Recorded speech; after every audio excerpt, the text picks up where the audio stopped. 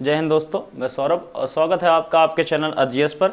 हम लोगों की करंट की सीरीज़ का अगला दिन और कुछ मेन पॉइंट जो आपके हाईलाइट रहे उनके बारे में बात करने जा रहे हैं। तो सबसे पहले एक न्यूज़ आई कि यूएई, आपका देश का नाम क्या? यूएई, संयुक्त अरब अमीरात। इसमें क्या होगा, जो आपका आईसीसी पुरुष T20 विश्व कप भारत में आयोजित होना था, वो कहाँ आयोजित होना था उसका? भारत में। अब वो आयोजित कहाँ किया जाएगा? आपका यूएई में। तो सीधा सा क्वेश्चन, किस देश में होना था? तो भारत। और किस देश में किया जाएगा? तो आपका यूएई। और किसकी बात हो रही है? आईसीसी पुरुष T20 विश्व कप 2021। ये आपका जो आयोजन होगा वो 17 अक्टूबर से लेकर 14 नवंबर तक 2021 में किया जाएगा। और कौन कौन से स्टेडियम में किया जाएगा अगर बात करें तो सबसे पहले आपका दुबई इंटरनेशनल स्टेडियम, दूसरा शेख जायद इंटरनेशनल स्टेडियम, शारजाह स्टेडियम और चौथा आपका ओमान क्रिकेट स्टेडियम। अगर बीसीसीआई की बात करें तो सचिव प्रेजेंट टाइम में कौन? आपके जय शाह। हेड की बात करें तो नाम उनका सौरव गांगुली। स्थापना की बात करें बीसीसीआई की तो दिसंबर 1928 और हेडक्वार्टर की बात करें तो मुंबई। तो एक चीज़ और याद रखिएगा, ये जो आपका फैसला है कि इसका आयोजन यहाँ से वहाँ किया जाएगा, जो आपका कोरोना के चक्कर में चीज़ें नहीं सही हो पाई अपने देश में, उन वजह से है। और इसका जो फैसला है वो आपका किसने किया है कि निर्णय वहाँ पर होगा आयोजन आपका यूएई में? तो बीसीसीआई में। ठीक, नेक्स्ट आगे बढ़ते हैं नेक्स्ट पॉइंट में कि मध्य प्रदेश की ऑलराउंडर, नाम आया उनका अंशुला राव। ये जो आपके अंशुला राव हैं, डोप टेस्ट में फेल होने के बाद 4 साल का प्रतिबंध। अब देखिए, पूछा जाएगा आपसे किस राज्य की खिलाड़ी, तो आंसर होगा मध्य प्रदेश। या कौन सी खिलाड़ी? तो आपका अंशुला राव। ये आपकी क्रिकेट प्लेयर हैं, इन पर 4 साल का बैन लगा है, प्रतिबंध लगा है। और प्रतिबंध झेलने वाली ये पूरे भारत की पहली महिला क्रिकेटर बनी है। मतलब अब तक पहला ऐसा नहीं हुआ कि किसी महिला क्रिकेटर पर ये आपका डोप का टेस्ट हुआ और वो फेल हो गई हो। और इनको किस चीज के प्रतिबंध के लिए, किस चीज का इस्तेमाल करने के लिए प्रतिबंध लगा? तो नाम उसका 19 नॉरएंड्रोस्टेरॉन। नाम उसका 19 नॉरएंड्रोस्टेरॉन। ये बहुत पूछा जाता है इस तरीके, 2-4 क्वेश्चन आ चुके हैं इस पे कि कौन सी दवा खाने के कारण प्रतिबंध लगा। तो नाम उसका जो एलिमेंट है, नाम उसका 19 नॉरएंड्रोस्टेरॉन। नेक्स्ट आपकी न्यूज आई कि एक संस्था आपकी Indian federation of union nation association, ये आपकी जो शॉर्ट में नाम लिखें तो IFUNA, ठीक, शॉर्ट नेम IFUNA के अध्यक्ष कौन बनाए गए? आपके श्री शंभुनाथ श्रीवास्तव। ठीक, तो सीधा सीधा पूछा जाएगा कि हाल ही में IFUNA के जो अध्यक्ष बनाए गए, नाम क्या उनका? शंभुनाथ श्रीवास्तव। ये जो आपके शंभुनाथ श्रीवास्तव हैं, ये छत्तीसगढ़ हाई कोर्ट के आपके जज थे। ठीक, तो उनका नाम याद रखिएगा, शंभुनाथ श्रीवास्तव। किसके अध्यक्ष? IFUNA के। नेक्स्ट आपकी न्यूज आई यूरोपीय अंतरिक्ष एजेंसी, यूरोपियन स्पेस एजेंसी। इन्होंने क्या कहा कि हम एक दिव्यांग का मतलब आप लोग समझते होंगे, जो मतलब फिजिकल जिसमें थोड़ा सा डिसेबल्ड होता है आपका, तो उनको बोला था दिव्यांग। इन्होंने कहा कि हम पहला दिव्यांग अंतरिक्ष यात्री नियुक्त करेंगे। मतलब अब ये जो आपकी ये ESA है संस्था आपकी, यूरोपीय अंतरिक्ष एजेंसी, ये आपका एक यात्री ऐसा भेजने वाली है वहां पर जो आपका दिव्यांग होगा।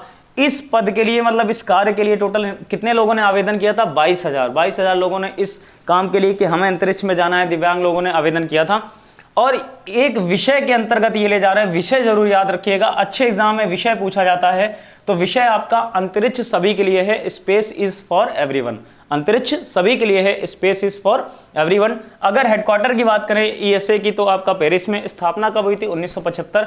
और प्रेजेंट टाइम में आपके कितने देश इसमें भागीदार हैं? 22 देश। ठीक, ये आपका अंतर सरकारी एक संगठन है। नेक्स्ट आपकी न्यूज आई CJI, chief justice of India NV Ramana. ठीक, उन्होंने क्या कहा? एक बुक का विमोचन किया और नाम उसका anomalies in law and justice. नाम बुक का anomalies in law and justice. ये जो बुक है आपकी किनके द्वारा लिखी गई? राइटर अगर पूछे जाए तो नाम उनका श्री RV रविंद्रन। नाम उनका RV रविंद्रन। और ये जो आपके RV रविंद्रन हैं, ये सुप्रीम कोर्ट के पूर्व न्यायाधीश रहे हैं। ठीक, former justice of supreme court. तो बुक का नाम याद रखिएगा, anomalies in law and justice. और किसने लिखी? आपके राइटर कौन? श्री RV रविंद्रन। नेक्स्ट आपकी न्यूज आई शेफाली वर्मा। ठीक, आपकी प्लेयर हैं, क्रिकेटर महिला। ठीक, शेफाली वर्मा जो है वो सभी प्रारूपों में डेब्यू करने वाली सबसे युवा भारतीय खिलाड़ी बनी। युवा में मतलब पुरुष और महिला दोनों में। लेकिन एक चीज याद रखिएगा, यहां पर लिखा सभी प्रारूप का मतलब क्रिकेट के जितने भी होते हैं, टेस्ट हुआ, T20 हुआ, वनडे हुआ, ठीक, कम ओवर, आइस जो क्रिकेट होता है आपका, बर्फ वाला, हर तरीके के जो सभी प्रारूप आपके जो लीगल हैं, प्रमाणित है, उन सभी प्रारूपों में डेब्यू करने वाली सबसे युवा भारतीय खिलाड़ी बनी, नाम उनका शेफाली वर्मा। ठीक, अगर पूछा जाए कब इन्होंने डेब्यू किया, सभी प्रारूपों में सभी में क्वालिफाई कर लिया, तो जो अभी रिसेंटली आपकी ब्रिस्टल में इंग्लैंड के खिलाफ मैच हो रहे हैं उनमें इन्होंने अपना आखिरी प्रारूप में भी डेब्यू कर लिया। उम्र प्रेजेंट टाइम में इनकी कितनी है, 17 साल 150 दिन।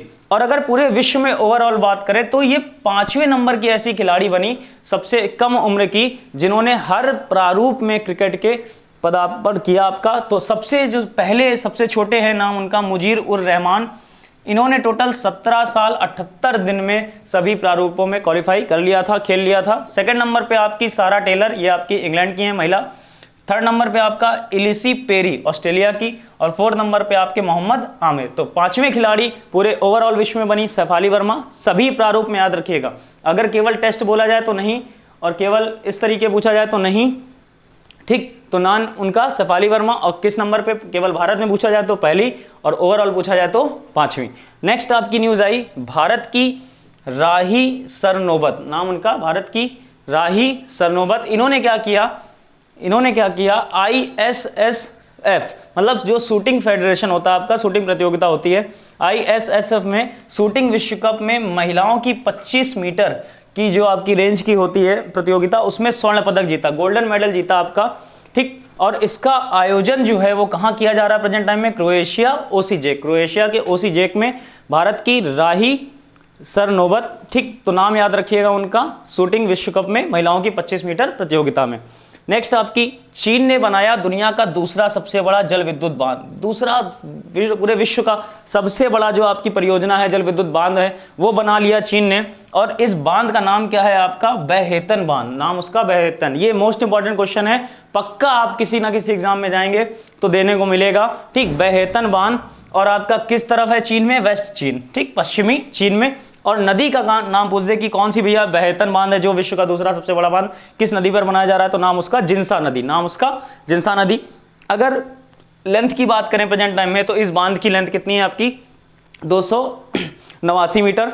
और जिस कंपनी द्वारा, जिस संस्था द्वारा ये बनाया गया है, निर्माण किया गया है, तो नाम उसका three gorge group corporation, three gorge group corporation. और ये जो थ्री गॉर्ज है ना, इसी के नाम पर एक आपका बांध है वहां पर यांगत्सी नदी पर चीन में, वो पूरे विश्व का पहला सबसे बड़ा बांध है। तो दूसरा भी चीन में और पहला भी चीन में, दूसरा आपका बहेतन बांध जिन्सा नदी पर, पहला आपका यांगत्सी नदी पर, और नाम उसका क्या बताया गया आपका, थ्री गॉर्ज डैम। ठीक, नेक्स्ट आपकी 30 जून की बात हो रही है, तो जो दिवस मनाया जाता है नाम उसका अंतरराष्ट्रीय क्षुद्र ग्रह दिवस, इंटरनेशनल एस्ट्रॉयड डे। ये आपका जो दिवस है वो UNGA, United Nations general assembly, मतलब संयुक्त राष्ट्र जो महासभा है उसके द्वारा आरंभ किया गया था। और कब घोषणा करी गई थी इसकी, दिसंबर 2016 में। इसी दिन 30 जून को ये आपका एक दिवस और होता है, अंतरराष्ट्रीय संसदीय दिवस, इंटरनेशनल डे ऑफ पार्लियामेंटरिज्म।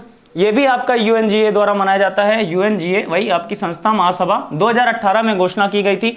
और ये जो आपका एक संघ है यहाँ पर लिखा उसके बारे में, अंतरराष्ट्रीय संसदीय संघ, पूरे विश्व में काम करता है। जैसे आपकी अलग अलग संसद है तो ये मिलकर कोई योजना है तो पूरे देश की, पूरे विश्व की अलग अलग संसद मिलकर काम करती हैं, जितने भी जो देश हैं। तो अगर अंतर संसदीय संघ की स्थापना की बात करें और हेडक्वार्टर की बात करें, तो जो हेडक्वार्टर है इसका वो जिनेवा स्विट्जरलैंड में। हेड प्रेजेंट टाइम में कौन है, ग्रैम्बिएला क्यूवॉस बैरोन। और स्थापना की बात करें 1889, मतलब काफी पहले की बात है। और महासचिव की बात करें तो प्रेजेंट टाइम में मार्टिन चुगुंग। तो ये आपका कुछ करंट अफेयर्स हो गया। आपकी PDF रेडी होने वाली है करंट की, और वो क्वेश्चन फॉर्म में आपको दी जाएगी, आपको प्रोवाइड करा दी जाएगी इंस्टाग्राम या टेलीग्राम पे। उसको आप लोग सॉल्व करेंगे पूरा, उसके बाद उसका सॉल्यूशन बताया जाएगा। मतलब as a paper exam pattern, मतलब ऐसा नहीं होगा कि जैसे आप करंट पढ़ा रहे हैं वही आपको PDF दे दिया गया, आपने पढ़ लिया, तो कोई प्रॉफिट नहीं होगा। आपको क्वेश्चन फॉर्म में दिया जाएगा और उस क्वेश्चन के सॉल्यूशन आपको कराए जाएंगे। अगर आप रेगुलर पढ़ते रहे तो आप कर पाएंगे, नहीं तो फिर बहुत दिक्कत होने वाली है। और थोड़ा सा पीछे तक का मैं कवर करूंगा, क्योंकि जो हम लोगों को करंट की सीरीज स्टार्ट हुई थी वो जून से स्टार्ट हुई थी। ठीक, तो हम लोग थोड़ा सा 6 महीने तक का करंट में क्वेश्चन कवर करेंगे मेन, ताकि जो चीज़ें नहीं पढ़ाई गई है स्टार्टिंग में उसके पहले भी हम लोग कवर कर सके। क्योंकि एग्जाम में 6 महीने या आपकी 9 महीने 1 साल तक की करंट आती है, तो अभी 6 महीने कवर कर लेते हैं, उसके बाद फिर नेक्स्ट हम लोग धीरे धीरे पढ़ते रहेंगे, तो फिर बर्डन नहीं पड़ेगा। चलिए फिर नेक्स्ट टॉपिक में मिलते हैं। जय हिंद।